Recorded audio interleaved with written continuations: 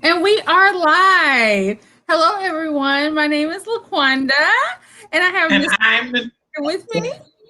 And so, welcome to another episode of the live stream wellness series where we bring on advocates, we bring on executive directors, we bring on the movers and shakers who are doing things within their communities and making a difference. And tonight we have an amazing guest with us, Miss Regina Livingston.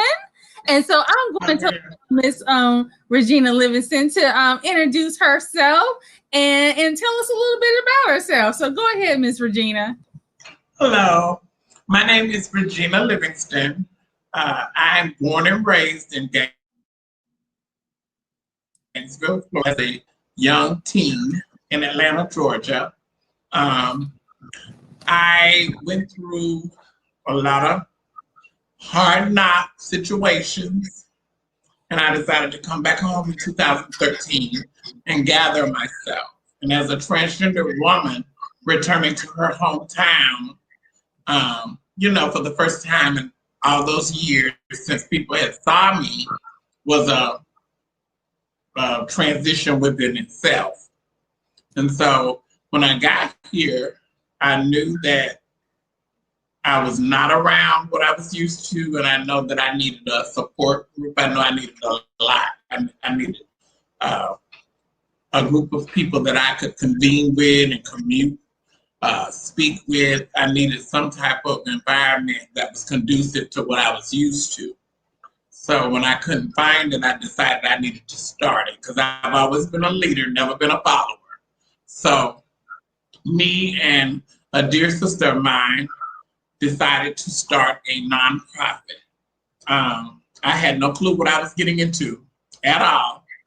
So we came up with the name, which was Unspoken Treasury Society, which is my heart. And I fought people about the name because people were like, name. And I was like, I love it. So, I just was, it was unmovable. That was the name. And we started the group. The first meeting was like about 30 people. Second meeting was maybe 20, 25. Third meeting was about 15. Fourth meeting was about 5.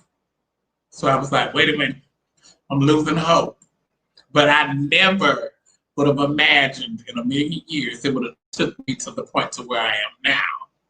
Because being resilient and steadfast and praying and keeping my head in the ring, I've gotten to a place now where I know, a lot more than I knew in the beginning. Because, like I said, I walked into advocacy without having a clue, what I was doing. But now I'm able to help people. I'm able to help me because I healed through helping people. And I've always asked God, what was I put on this earth to do? Because I never could figure that out. And I realized eventually that I was put on this earth to serve. And so I feel like through this organization, that's exactly what I do. I serve. So I have been here now for going on 2 years.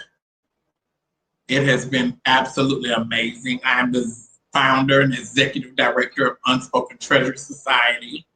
Not only do we have Gainesville, Florida, where the vision was born, but we also have chapters now in Jacksonville, Florida, Atlanta, Georgia, and a newfound chapter in Hollywood, Florida, South Florida.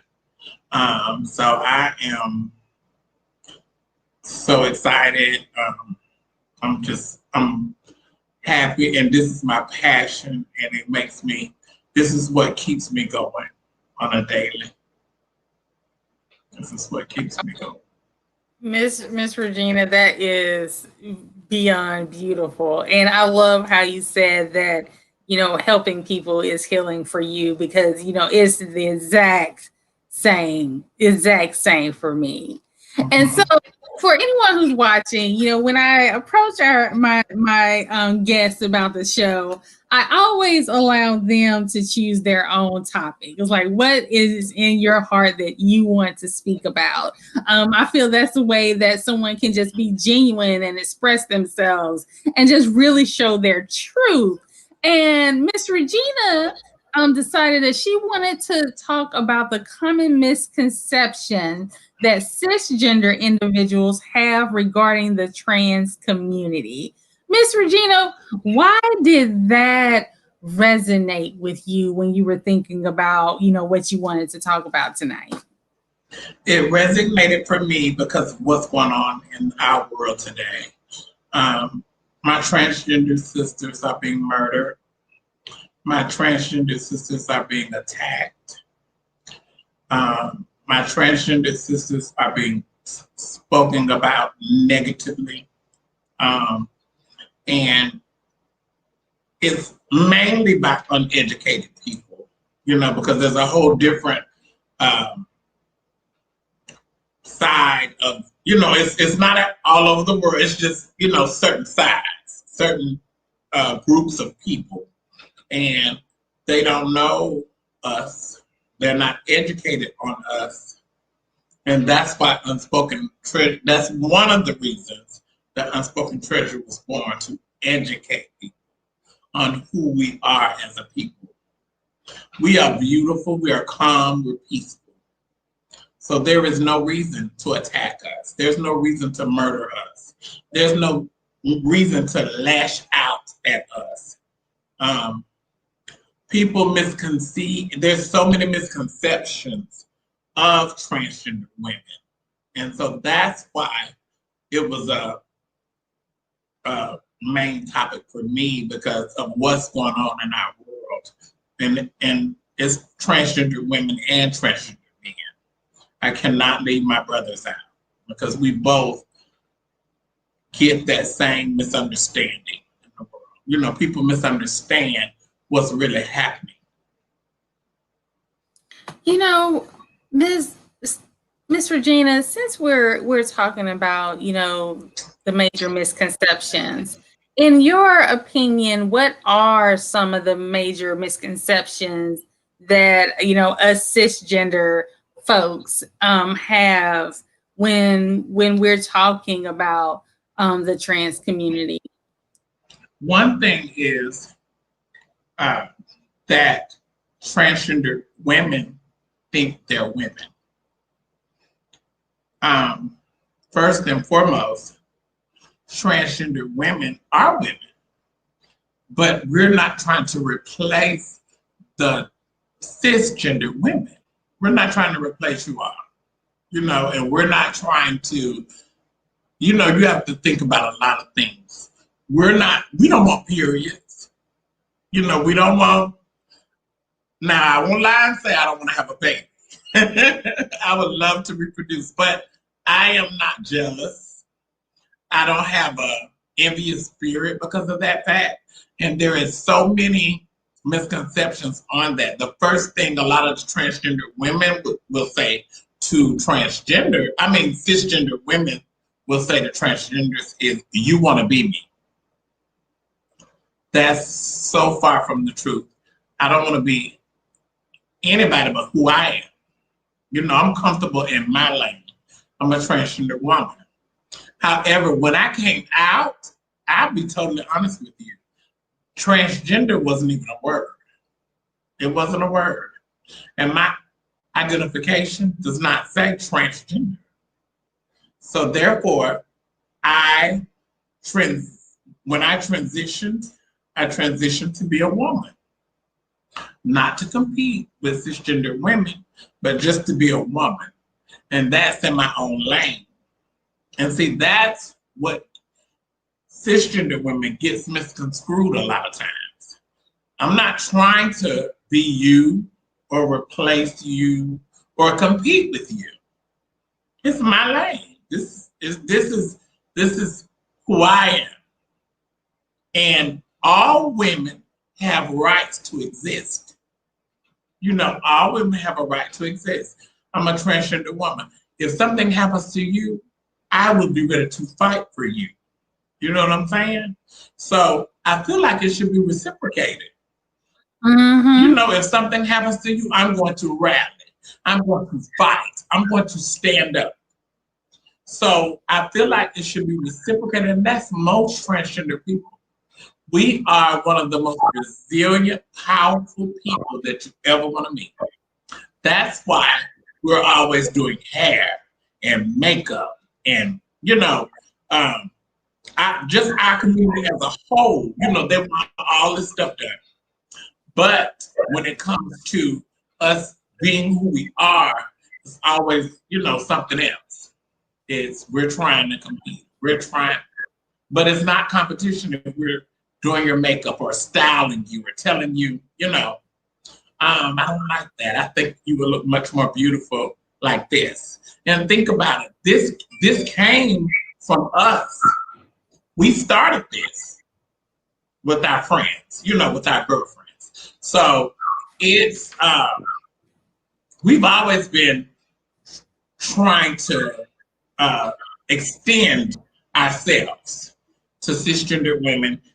And it's always, it's wonderful when it's for the spotlight or for the public, but then a lot of times it's different when we're in our own space. You know, it's a problem because some women try to, some women feel like they own men. I don't know if you can concur with what I'm saying, but some women feel like men are just supposed to be with cisgender women. Well, that's how I see it sometimes, because it's like if a man dates a transgender, a lot of times it's a problem. You know, like, oh, you gay, or you this, or you that. You know, a cisgender woman feels some type of way about it.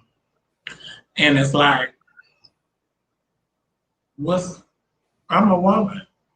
I look like a woman. I present myself as a woman. Why does it have to be, you know, oh, you gay, or you this, or you're bashing me, when I didn't do anything to deserve that? Or I'll be honest, sometimes I'm all over the place. So you can pull me back in. You know, I think, you know, a part of the issue is that there is a lack of acknowledgement. And I've said this repeatedly and repeatedly and repeatedly. There's a lack of acknowledgement of sisterhood between Black cisgender women and Black transgender women, in just acknowledging that we're all Black women. And, you know, and I've said this several times, and I will say it again. If we all come across the wrong cop in the wrong neighborhood, we are Black women. That's You're it.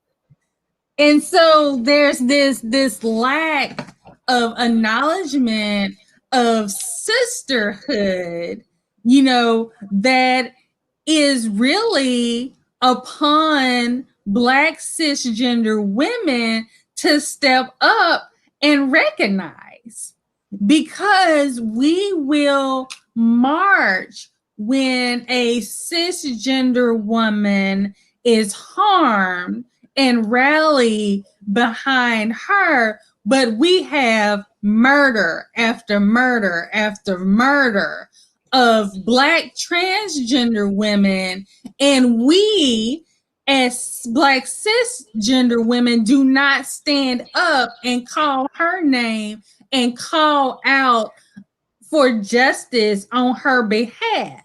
We become deaf and silent and blind and mute, and we all of a sudden Black Lives Matters with an asterisk next to it. Black Lives Matter only if you are cisgender. right. Because if you are transgender, we're going to say Black Trans Lives Matter. But in reality, if we said Black Lives Matter everybody in the family is included. So when one of my sisters, regardless of how they identify, cisgender or transgender, is harmed, we all respond and protect. Absolutely. We protect the family. Absolutely. And Absolutely. the problem is, and we had a question on the floor, in what ways does womanhood becomes a competition between cis and trans women? A lot of that is on cisgender women. Because let me tell you something. One thing about, and I'll speak on me personally, I have never felt like I was competition for a cisgender woman. Never. I never have. So, when I see behaviors and, when I see a cisgender woman feeling some type of way, say for instance, if I go out and I'm in an environment, and a lot of times if I'm in an environment with cisgender women who don't know me, it's not going to be a problem, and I'm comfortable. But you know what it always kind of happens? It's like when you with cisgender women that know you and they know that you're transgender, that's when it's normally a problem. When they see you and when they see how men flock to you or are attracted to you. But that is not what defines a transgender woman. A man being attracted to us and I can't speak for all 100%, but me and transgender women that I came up around, we've always just been in our lane, and we're not trying to compete. We're not trying to compete with women at all.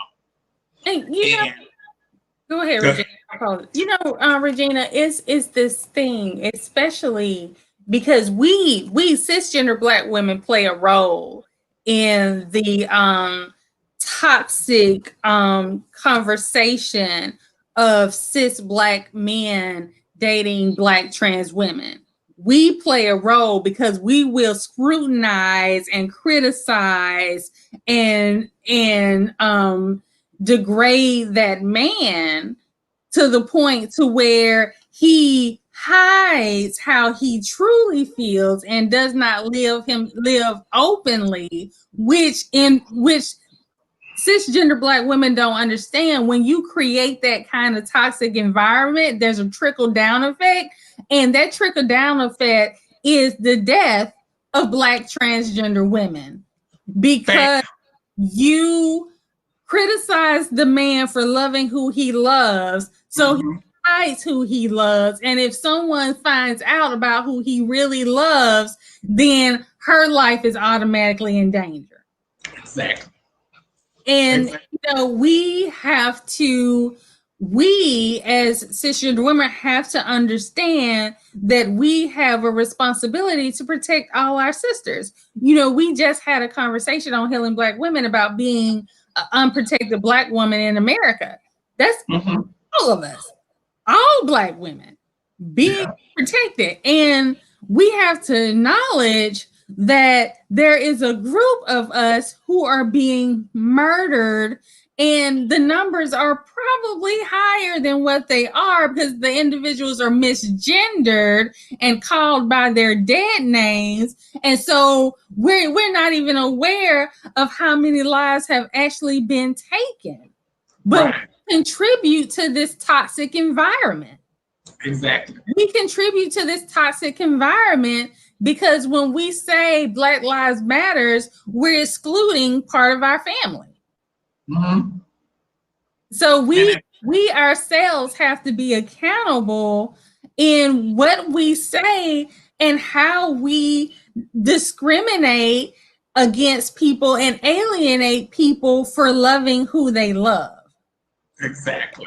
That has created a very, not even toxic, a downright damn dangerous, real life in danger situation for women.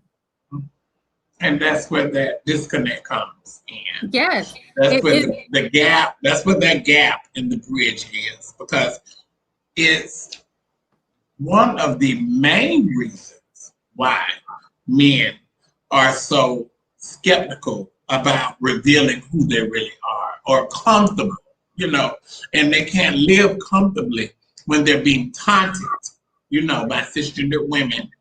And then that makes, of course, it's a trickle-down effect because it happens with the cisgender women first, and then it trickles down to the cisgender men, and then it's, oh, y'all are punk, and y'all this, and y'all, oh, you gay, and you have to understand that when a man meets a trans woman, sometimes it's so many different scenarios for that. So you don't even know how it came about or how it transpired. Sometimes a man may meet a woman, and cisgender women can even attest to it. A man can meet a woman and be so taken by her that he wants her no matter what. That happens.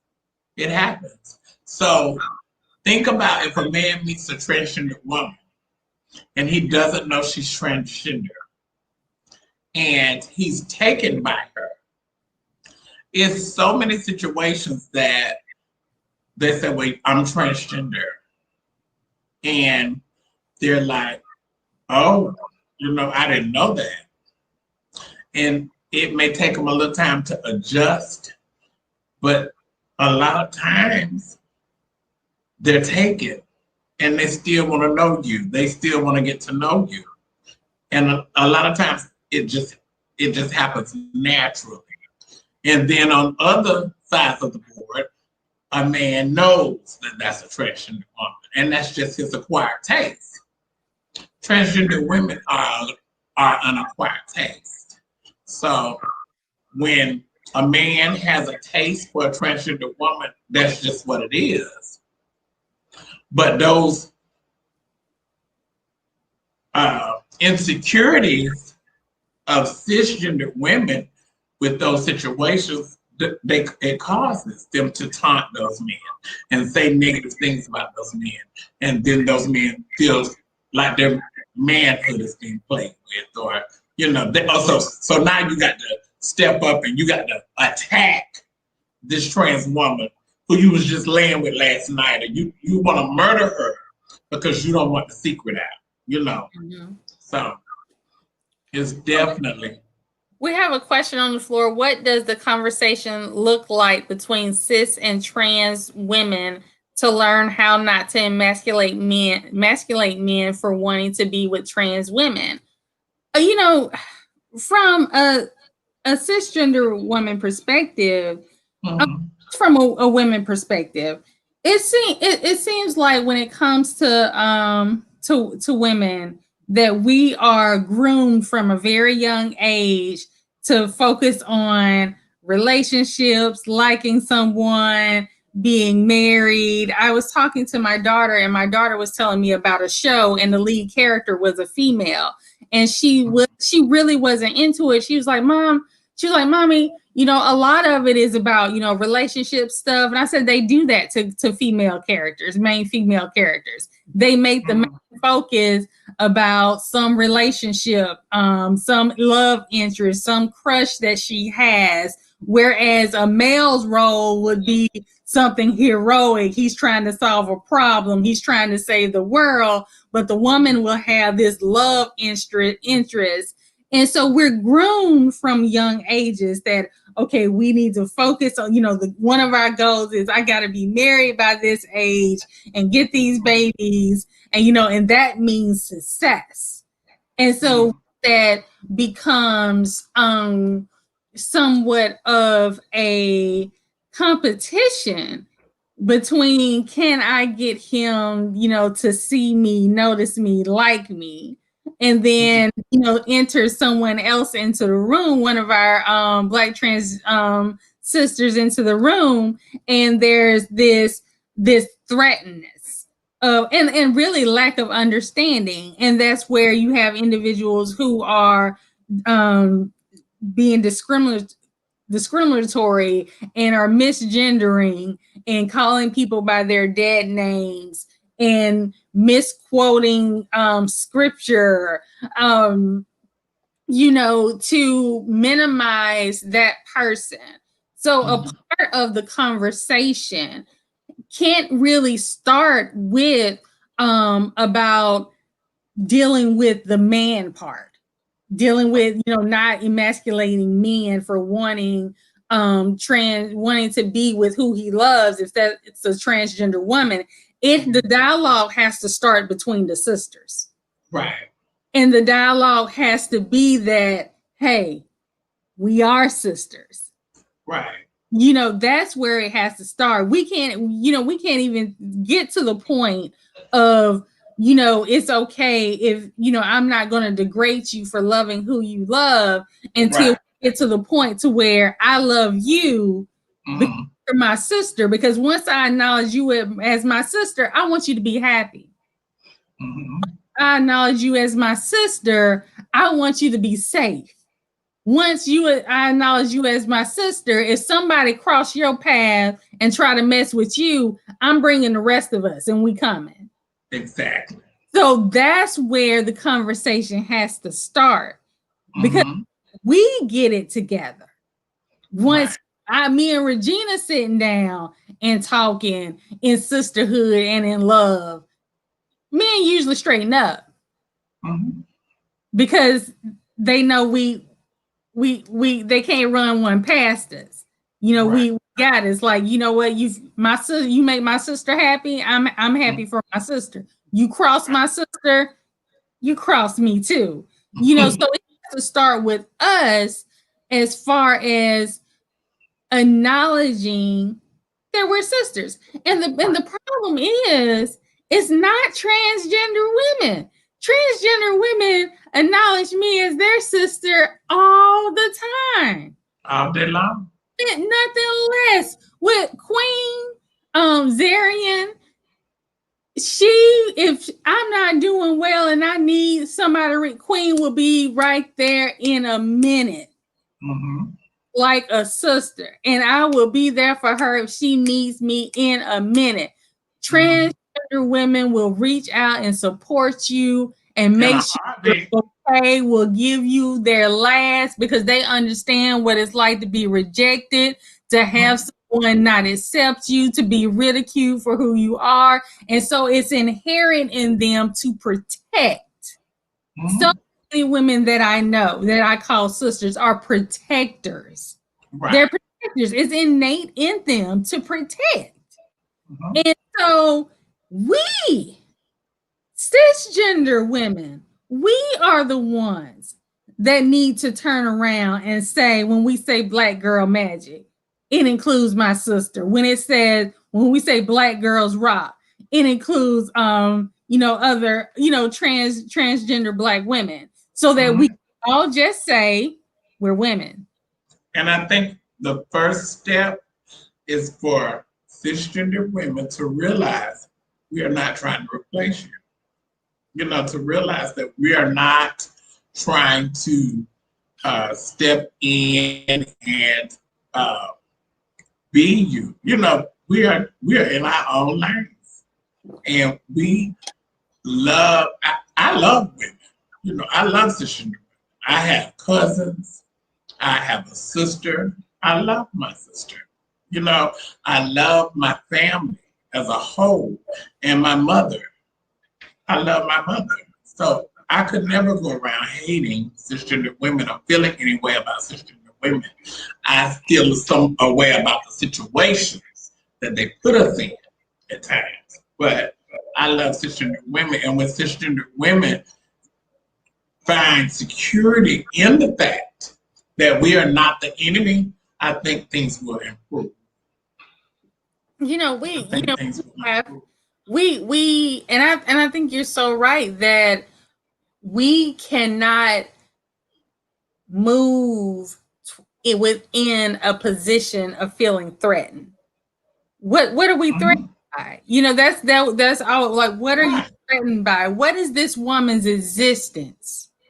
How does this? And that has always been my being who she is, living her life, doing the things that she needs to do, acknowledging her truth. How does her existence impact you? Exactly.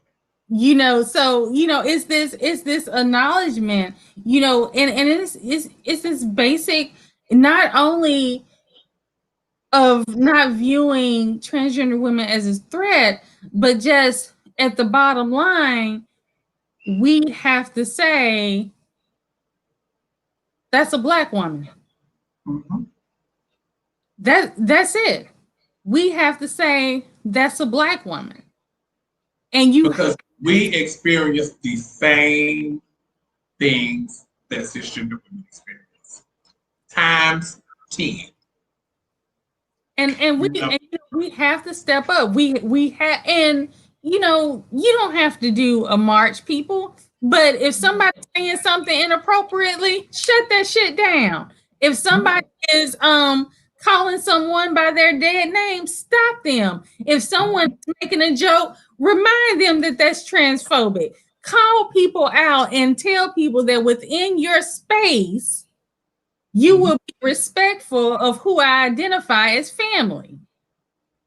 And if I'm not gonna let you if you come around talking about my family, you gotta go. Right. And that's it. You have to go. And so it starts with these small conversations. And if you're within a group of individuals and you notice that they are being inappropriate, then that's not the place for you to be. At all. You separate yourself. Like, you cannot misgender anyone in my presence and call yourself my friend. That is a no. My partner is a Black transgender man. You will never, even by accident, misgender him and think you about to stay in my circle. You got to go. Mm-hmm. This level of protection. Mm-hmm. Level of protection, and it starts within our circles, and it starts with the acknowledgement that this is family. Exactly. And your family. So let's look at Miss Regina. Let's talk about like the media. What do you think the role the media has played in some of the misconceptions that has been about the trans community? The media has been, in certain places, I'll say, has been horrid in the situation, because the media is so quick to say, if they find a trans woman, as soon as they know that it's a trans woman, it's always, we found a man. They love to say we found a man. They love to point out that it was sometimes I hurl because I feel like it is so cruel. Like, if a trans woman is attacked, or if a trans woman is found murdered, how could you look at someone that you see has feminine features, hair, they found beautiful women murdered, and then for you to go on the news and say, we found a man murdered. It's no way you can consider a fully transitioned woman a man. There's no way. And even if a woman who's newly transitioning, she still deserves her respect. She deserves that respect, because it takes strength to be who you are. When you go outside in the daytime, transgender women are the strongest people, that I've ever met, because you're saying, this is me. This is who I am. I matched my outside with my inside. And you walk out and you're not trying to compete. You're not trying to outshine. It's nothing. I'm just out to be me. A lot of times when you see transgender women, they're not even doing anything to stand out or anything. They're just doing them. And one of the biggest misconceptions is when these things happen, oh, she didn't tell who she was. Mm-hmm. Or she was trying to fool people.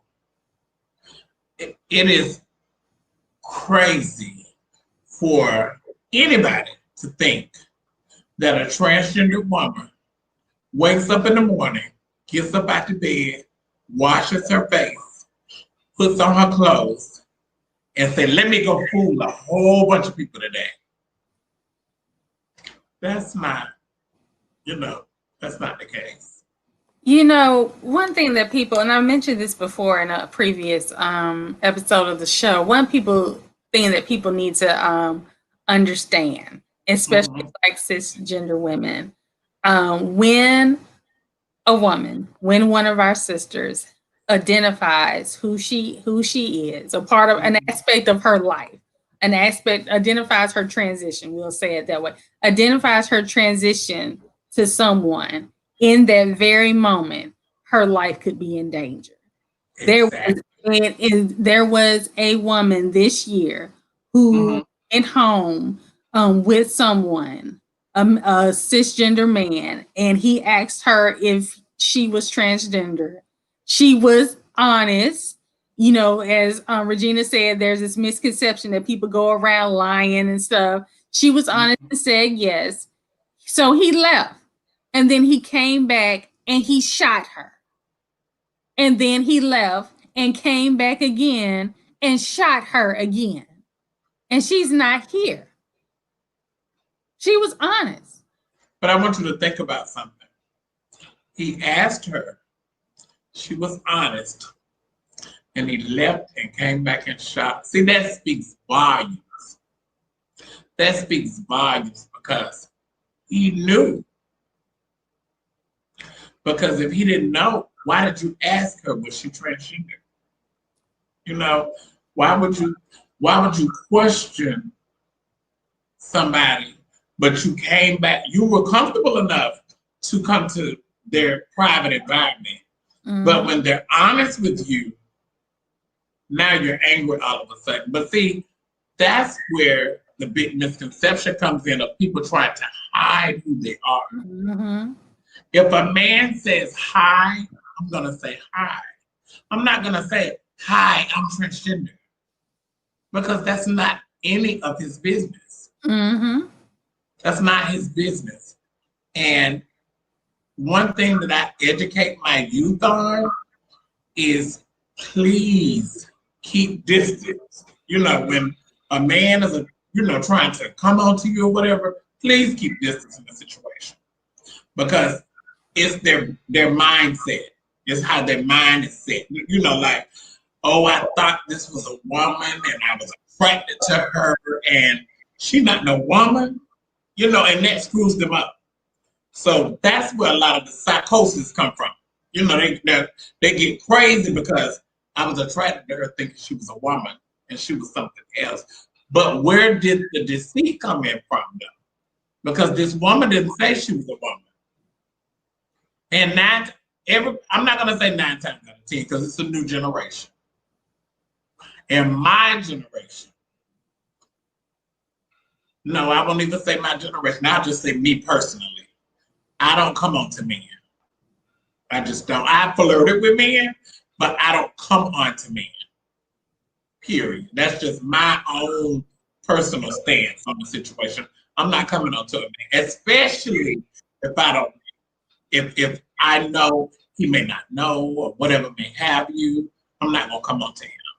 So if it comes to a point where I have to say I'm transgender, you should be able to respect that because I didn't come on to you and I kept my distance and I don't want you, I'm very careful with cisgender men, period, because they're very unpredictable.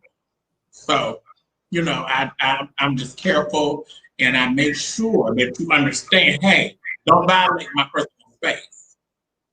But see, all transgender women are not like that. I'm very stern, and I have a backbone of steel. So I'm going to protect myself at all costs. But every transgender woman isn't like that. A transgender woman may be really soft, and she may not want you to invade her space, but she may not know how to protect her space. She may not know how to keep you out of her space. So that, that could possibly be some of the situations how they happen as well. But it's just not how it seems a lot of times. And that's where the media spins things wrong. They love to throw those things in there. Like if the person who did something to the victim says, "Oh, I didn't know that was a man." Oh, baby, they're gonna spin that story every which way known to man. They're gonna spin it because they feel like, well, if he didn't know she was she was a cisgender woman, they try to justify the situation. But living in this life, we're on TV now. We're everywhere. We on mainstream. We on movies. We everywhere. I don't want to hear that anymore. You can't justify these situations anymore by saying, "Oh, he didn't know. She fooled him." And I'm not saying that for everybody, because some transgender women are just passable, and that's but most transgender women that I know, and it's a lot, they are very careful because they know what's going on in the world. So do you really think we have transgender women just all over the place running around trying to fool people when we're dying at this alarming rate?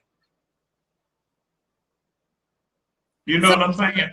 So we have a question on the floor. It says, should trans women be inviting these men to our houses if they have not explained to the man that she is transgender? Now, me personally, no. I mean, and I would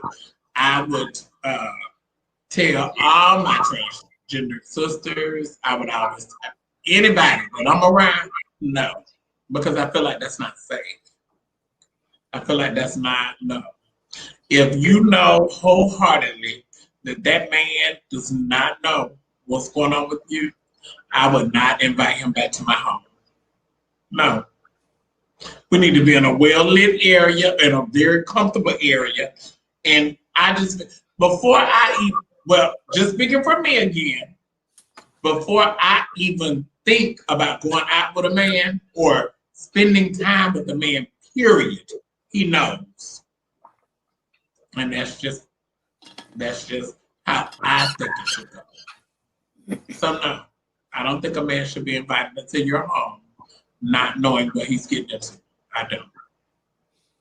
And I think, because earlier, I think it was earlier this year or late last year when Nikkietutorials was being blackmailed. Nikkietutorials, if you're not familiar with her, she is a very popular YouTuber. She's a makeup guru with millions of followers. And she came out as a transgender woman because she had been on YouTube for about 10 years. And so no one knew, but someone was trying to blackmail her. I saw that. Yeah, someone was trying to blackmail her. She started at a young age, and they didn't know. And I saw that. Yeah, and someone was trying to blackmail her. She had gotten engaged. So she went ahead and came out with it. She had, and she was forced to come out. The thing about this is, and for cisgender people who cannot relate, just think about the most personal thing there is. You. The most personal thing there is about you. That if someone knew, it will change how they view you. It will change how they respect you. It will change who would want to be connected to you. Think about that. And think about having to be in a moment where you have to say that to someone you care about and wonder if they're going to leave. You know, for me, I'm a person who lives with 2 mental health conditions. I done been to the psychiatric hospital. I manage bipolar disorder. I've been psychotic before. Mm-hmm. And I would be terrified on dates with people about to say, you know, I manage bipolar disorder. And this is a true story. I was out to dinner having the most amazing time of my life. Beautiful, watching a Ferris wheel in the background. And the young lady across from me says, I am so glad you're such a cool person because my last 2 exes were crazy. They both had bipolar disorder. And I said, can you give me 1 second to keep talking? Yes, ma'am. And so they said, you know, my both of my exes had bipolar disorder. And I immediately went, oh my gosh, what am I going to do? And, you know, if I tell her, then she's going to have all these misconceptions about what's going on or what's going to happen or who I am, because the media portrays people with mental health conditions as a person in a straitjacket that can't hold a job, that's bouncing around, you know, here and there, and their eyes are wandering. And so my thoughts were, if I spoke, this is who I am, then I'm going to not only be rejected for simply being me, but then I'm going to be placed in another position to where I'm reminded that you're different. Right. So imagine, you know, that's just my personal experience. Imagine just your truth, just you being who you are, your existence, your very existence as a human being is what makes people reject you. Mm-hmm. That is the experience. And sisters, that is one of the most, I can't even begin to tell you. I can't even begin to tell you how that feels. And that's the main reason I don't put myself in that predicament. It feels, and when I was younger, you know, I'm not gonna sit here and fabricate. When I was younger, I have put myself in those situations. And I was terrified, you know, in those situations. And I remember I was in a situation where I was laying in the bed with the cisgender male, and we were having a conversation. And I knew that what I presented to him had, you know, I had passed, you know, because I took precautions and I did some things to make sure and ensure that he felt like I was 100%. But I knew, possibly because who we were with, that there were questions because of some things that he was bringing up. So he brought up a situation where he was with a friend of his, and he met a woman. He said she was bad, this, that, and the third. Now, mind you, we laid in the bed, and I have not revealed anything to him. And he was telling me about the situation, and he said, and I found out that it was a male. And he said he was planning the next time he saw him to blow his head up. And so at that moment, I tensed up. And I was like, and I was young, you know, so this was during my experimentation. It was during the time when I was experimenting a little bit. But I got out of that situation, and that situation taught me to never, ever be ashamed of who I was, And it's because your livelihood could possibly depend on it. It taught me just to be me. It's because that situation could have went horribly to the left. And so that one situation made me grow up a lot because I was terrified. And I thought about that for days. And I was like, you are going to have to be comfortable in your skin or get out of this field. And that's the way it is with me. And so bridging the gap with trans women is just being transparent to me. Just being transparent. Letting you all know that these are our boundaries. Respect these boundaries, And it shouldn't have, just like you said, it should be, think about when situations happen to cisgender women. Have you ever, I'm not going to say it could never happen, but have you ever seen transgender women get together and laugh or pig or think that's okay? We have always, that's one thing I can say about where I come from. We've always felt for cisgender women when something happens to them. We always have felt for cisgender men when it happened to them. When we saw Floyd laying on that concrete with that knee in his neck, we shedded tears. We shedded tears. And when the newscast flashes up and it says transgender woman found dead, it's silence. It's silence. And that is so hurtful. And Regina, it goes along the lines of, and I gotta ram it again, Black Lives Matter movement and how it has contributed to some of the misconceptions regarding the trans community. And part of it is that their lives aren't included in Black Lives Matter.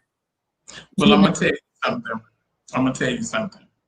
One of my closest confidants here in my hometown of Gainesville, Florida, she is a huge radical advocate, for the Black community. She rallies for, the Black community. She rallies for the Black Lives Matter movement. And I explained to her, I said, we're not included. I said, I don't feel included. I don't feel like we get the same, attention when something happens to us. Where is the Black Lives Matter movement then? And so she told me, where are the trans people when they have the Black Lives Matter movement? And so I kind of looked and I saw what she was talking about a little bit. So I told her, I said, so I'm gonna call you on that. I put together a rally, Black Lives Matter Trans Inclusive, here in Gainesville, Florida. Now, I'll admit, okay, COVID-19, but it was maybe 120 people there. The event turned out wonderful. We had a Declaration of Proclamation signed. July the 20th is the National Black Lives Matter Trans Inclusive Day here in Gainesville, Florida. Our mayor co-signed it.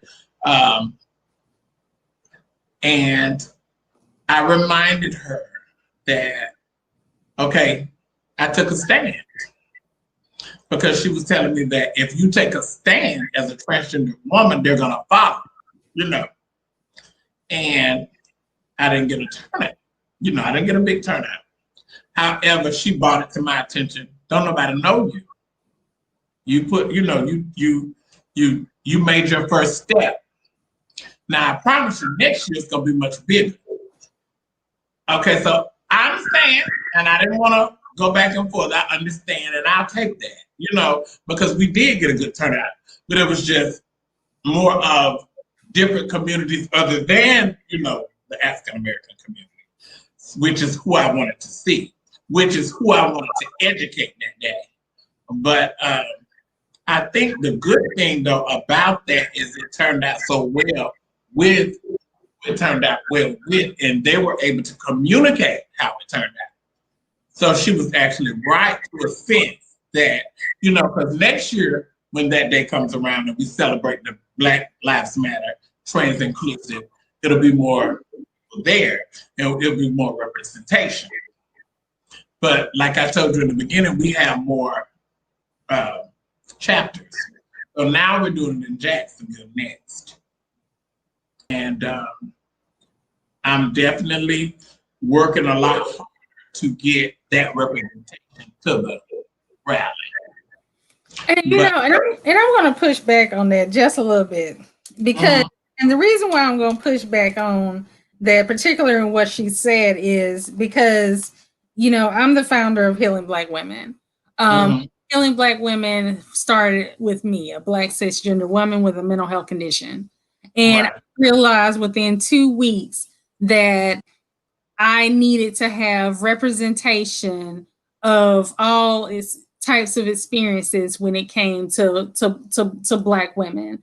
And that has grown to we are now, Queen is on, we're like 17, 18 of us now who we focus on financial wellness, physical health and wellness, holistic wellness, motivational wellness, grief, relationships, mental health, recovery, because as a leader, my responsibility to make sure that I call all members of the family to the table.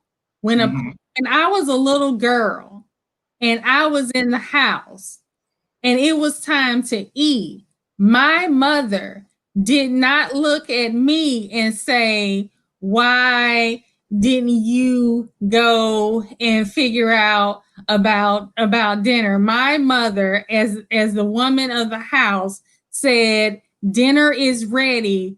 All the children come. There's a seat for you at the table.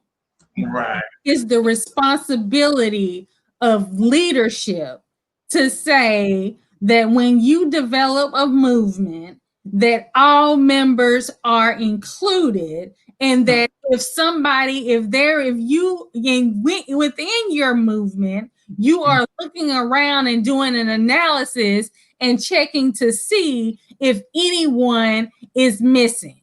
And then you go and you find who is missing and you bring them with you. When a mother bear comes out of hibernation and she's leading her children to where they can find food, if one lags behind, she slows up or she goes, picks that child up by the mouth and brings them with them. Any other mammal does that as well. When they notice that one of their children is missing, they huddle all of the puppies up in one little bunch, leave them, go search for the one is missing and bring them to the rest. And then she lays down and she feeds all her children. It's irresponsible to say that you need to step up and start speaking out more, because it goes again what I say over and over and over again. We keep expecting the people who are victimized to heal from what they are being victimized by and also advocate for themselves. So for me, that is straight BS, because as a leader, it is your responsibility to make sure that everybody is at the table. If you're going to be an inclusive of all of Black Lives Matters, because 9 times out of 10, the Black trans community is in those Black Lives Matter marches. But when they die, nobody is there. Nobody is there. Nobody's there. And so it's unfair to be in a role of leadership and not realize, say, hey, we missing some people. Y'all need to come on. We're making these, we have committees and we're planning these events. Who's at the table with us? Because when we go and we deal with these white organizations and we deal with these white boards, we'll stand up and say, you like diversity. You don't have the right people at the table. We need to bring somebody in. But when we at our own table, we still need to be looking and saying, are all experiences here at the table? Is everyone who's suffering, is everyone who's being victimized at this table? And if they are not at this table, it is our responsibility as the people with the vision, as the people in leadership, to bring them into the table so that their perspectives can be heard. Because if you have a platform and you have a large platform and you know your sister or your brother is out there dying, you go and you grab them and you say, okay, we're going to include you on this committee meeting. We're going to include you in this event planning because we need to know what's going on in your community so that we can be inclusive. You know, that's just how I feel about it. There's a responsibility. There's a responsibility in leadership, where you step up and you make sure that all perspectives, experiences are there. That's what you do. And I'm so glad to get that. I'm so glad to get that because that's how I felt. But like I say, when you're new to advocacy and you're learning, you're learning things. I felt like that, but just not knowing 100%. You know what I'm saying? So I am so humble for you to say how I felt. You just voiced exactly how I felt. You just voiced exactly how I felt. I didn't feel like, I'm not gonna say I don't feel like it's my place to lead, but I don't feel like I should have had to bring people who support my movement to the table. Because if you support my movement, you would have been at the table, no holds barred. I wouldn't have had to bring you. I wouldn't have had to invite you. You know what's going on, you'd have been there for the support. And that's how I felt. I felt some type of way and I voiced it. And even with accepting what she said, I still have came back and revoiced how I felt. So that's how I felt. I've let her know, but no one was there. No one was there. See, I was looking for what I was told. You know what I'm saying? And when I didn't see it, I knew how I felt was true. I knew how I felt was true. So I'm thankful to you for bringing that to the forefront for me right now, because that's how I felt. That's exactly. We have responsibilities. As a family, we each have a role, and when you are at the leadership role, like you said, it's not that any individual doesn't have the ability to establish something. But if you are at the forefront of a movement, then you make sure your entire family is represented. The same way you want white folks to make sure that all Black indigenous people of color are at the table and that women are at the table and it's not just white men. The same thing goes for us. All experiences of womanhood and Blackness should be represented. Absolutely. That is how Black Lives Matter. Absolutely. That is how because we have experience as a people. We have experiences as a people, and we have to acknowledge the experiences of everyone at the table. And if someone doesn't know you, guess what? I'm going to introduce you to some people. Because that is what I do as a leader. You don't know me, Regina. You don't know me, Regina. It's like, but the goal is in leadership, we stand up and we pull our sisters and our brothers up as well. Absolutely. We all stand side by side and each fulfill the role that we have. That is our duty. That is our duty. So what role do you feel that allyship plays in creating a positive narrative regarding the trans community? By standing with us, not when we're standing there, but standing with us when we're not there. See, that's one of the most powerful statements. When I go in my house and shut my door, and you still on the corner with Man and Pork Chop, and they say something negative, that's when you need to stand up. If I'm rallying, I want you right beside me. If I'm speaking, I want you out there in the audience, root me on. If I'm doing an interview online, I want you tuned in. I want you showing that you are my ally. I want that. I want it to not be, I want people to know. I want people to know, oh, here come our friends. You better not say nothing, baby, because they don't play by them. Mm-hmm. Because you realize if our whole entire community was like that, how different things would be, how different the outcome would be. It would be so different. And the outcome of a lot of situations, that would change so much. So, that would just be amazing if we had that mutual respect and stepped in for each other, just period, as a person. If you and I became fast friends and ran together every day, do you think I'm going to let, someone talk about you? It's not going to happen. Or you can't stop people from saying how they feel, but I'm not going to sit in that environment.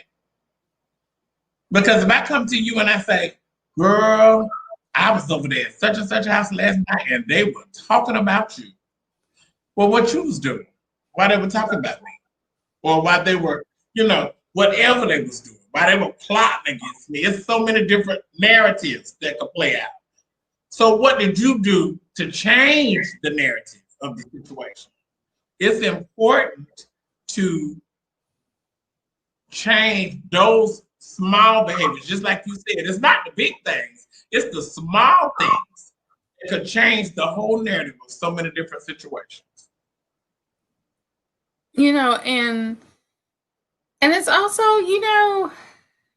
as our ally is being, this it's not even respect. I don't even want to respect an acknowledgement of a person's existence of their truest self. Mm-hmm. Acknowledges of a person's existence of their truest self, and allowing someone to be, and not let it be your business. Allow someone to be and not let it be your business until someone is bothering them, and then you make it your business to shut it down.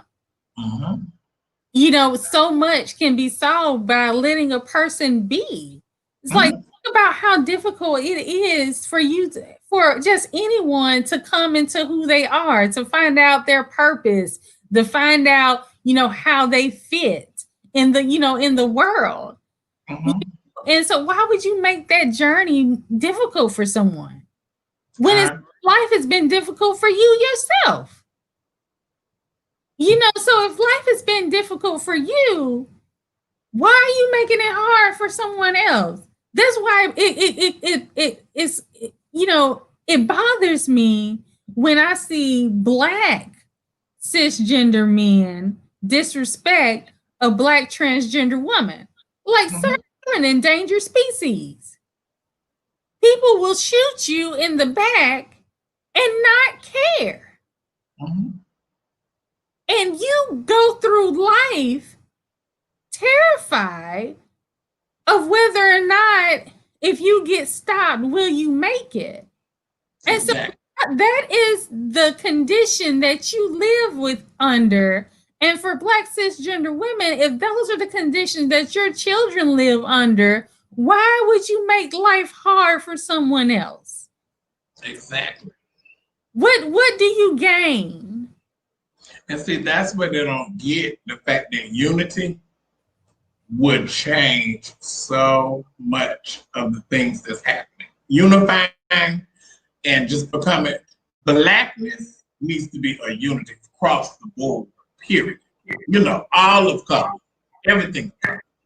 You know, I would love to say in a fairy tale world, everybody, you know, and I love my counterpart. I love Caucasian people. I don't have a problem with Caucasian people. However, we are the ones that are suffering.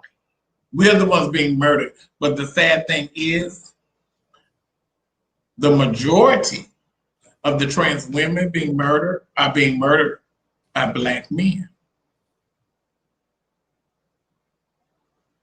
And that's where the problem comes in at. That's where the problem comes in at. And so it again goes back to what we talked about earlier, you know, the dialogue that we have, the conversation that we have within families, within communities, within our small circles, you know, supporting someone, you know, in whatever journey that they have, supporting someone in, you know, in who they love, so that people can be free and people can live in peace and openly, you know, in peace, and not have to live in fear of, am I going to lose my job? Is my family going to reject me? And, you know, all because you want to live your life and love who you love. And that's a talk, and people, cisgender people will never understand the cost, the price that people pay to exist. The cost that people pay to exist in life. And it's you know, I just don't, I can harp on it all night, but it really, people really need to understand that for our sisters, it really is life and death. It really is life or death. And our mouths, our beliefs contribute to that. We contribute to that. We didn't pull the trigger, but we help create the toxic environment. Very much so. The same way these cops are shooting and killing Black people, not every white person pulled the trigger, but their racism contributes to the environment that makes it seem like it's okay to some people in America. So our conversations and our beliefs and misbeliefs and thoughts about our sisters is putting their lives in danger. Absolutely. So, you know, we have to own up. You know, we have to own up. You know, we have to apologize and say, you know, I'm sorry that we have not been there, but we got you. Again, from the very beginning, the acknowledgement of sisterhood, the acknowledgement that my sister exists. That is what we have to do. Because when you acknowledge your sister, you protect your sister. Absolutely. And that is it. When you acknowledge your sister, you protect your sister. And who your sister loves, you protect who your sister loves. I agree. And then they know if you mess with her, all coming. We all coming. But it's the acknowledgement of just of your sister. You know, my sister is this, my sister's life is valued, my sister's life is going to be protected. My sister, I stand with her when she's in pain. We're going to support her when she's in need. We're going to make sure that she has options to where she doesn't have to go out and do certain things. We're going to make sure that she is valued. We're going to make sure that there's opportunities for her. We're going to bring her to the table so she can speak upon her about her community. We're going to acknowledge that she belongs here just as much as I do. You know, and that's where it is. It's an acknowledgement. And it's a simple change. You know, those things would change huge things, you know, huge situations, you know, because it makes the men stop and think, you know, okay, you know, they respect them. Because that's huge. That's a huge part of their mental state. You know, what's she gonna think about me? You know, that's huge. Women have power. Mm-hmm. And so women knowing how powerful they are, you cannot possibly think of a transgender woman don't have any power, but she's still, I can tell you, 99.5% of the time, a cisgender woman is not even in the mindset of a trans woman beginning her transition. You know what I'm saying? It's never, oh, I got to compete with a cisgender woman. It's never the case. You know, it's never the case. It's how you feel. You know, it comes from the gut, it comes from the soul. You know, it comes from inside, deep inside. It's not something that, you know, for me, it wasn't easy, but that's what I knew I had to accept who I was. You know, I had to accept what I wanted to be. And it was from the inside. It wasn't just, oh, I woke up one day and my mind said, oh, I'm finna do this. It was forever. And it's never been about another cisgender woman. Never. But being and existing in the same space, I feel like that should be a beautiful existence, because just as you said, we should be sisters. You know, we should be respectful of one another. We should be protective of one another. And it shouldn't be, you know, the trying to ostracize trans women, trying to make them feel some type of way. That shouldn't exist amongst women, period. It shouldn't exist. Because I know we didn't start that. You know, we didn't just start saying, oh, well, we got a problem with women. You know, that's not how that happens. You know, and I know, you know, it's many came before me. But I know in my generation, it definitely is not how that came about. You know, how the distance with trans women and cisgender women came about. It never was about, you know, from our side. But so, Miss Regina, before we close out, can you tell us about your work and the ways that you are supporting the trans community? For one, I feel like I'm in charge of the girls. In my area, I'm in charge of the girls. I respect the way I broke the ice in Gainesville, Florida. The way I really truly broke the ice is defending one of the transgender women here that was attacked at a shelter. And it just spoke volumes to so many different people, because you can, you know, a lot of people talk the talk, but you don't walk the walk. I went to deep measures to make sure that didn't happen again. And in turn, I ended up getting hired in the position of the guy who attacked her.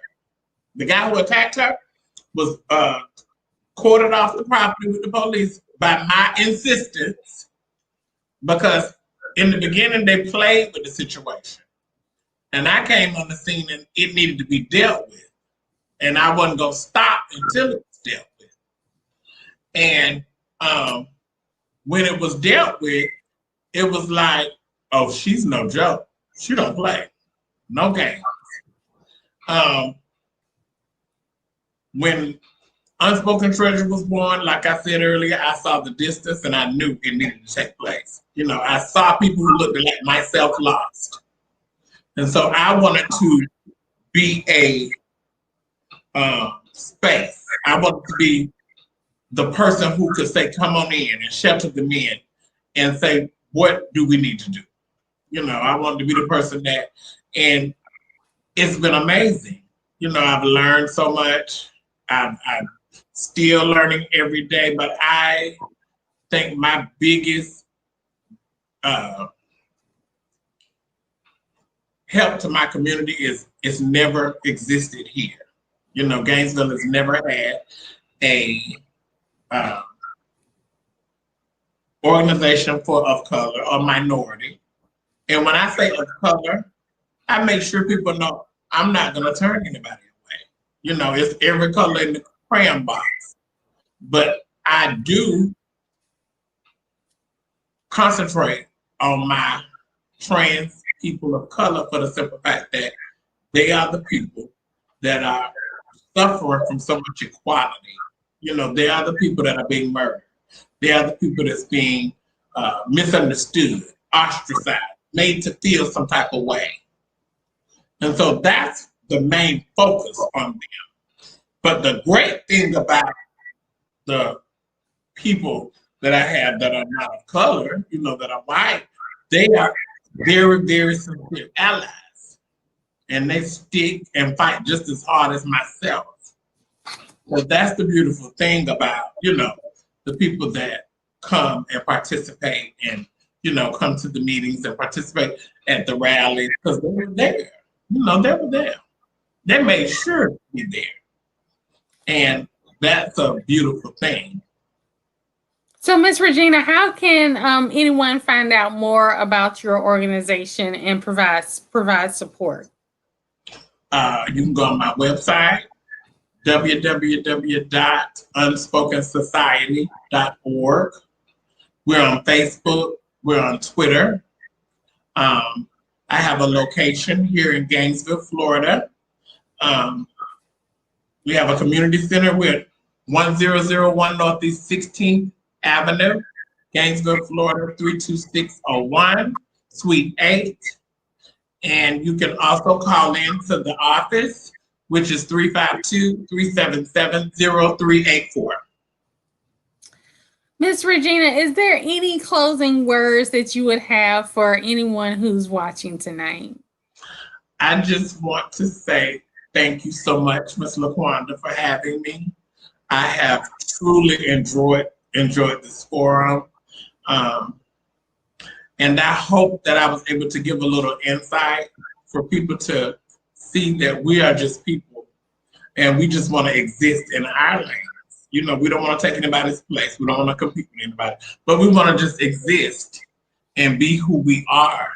And we also like to extend a hand to our cisgender women to bridge the gaps and to bridge the misunderstandings. And for those who don't understand, come in the fold sometime and hear a word, gather understanding, really get to know your counterparts, because that's what we are, we're counterparts. But just know that we're not trying to replace you or be you. We're just trying to be ourselves because we're happy with who we are. We're confident, content with who we are. We're not trying to replace. So love us for us. Get to know us. We're some of the most beautiful, humble people that you'll ever meet. Thank you so much, Ms. Regina, for joining us tonight. It's been an amazing discussion. I'd like to thank everyone who's been watching. Be sure to share. This video will also be on our website, www.healingblackwomen.com. And you can also follow us on Instagram at Healing Black Women and on Facebook, Healing Black Women. Thank you again. Thank you so much for our audience. And thank you so much, Miss Regina. Have a good night, everyone. Bye.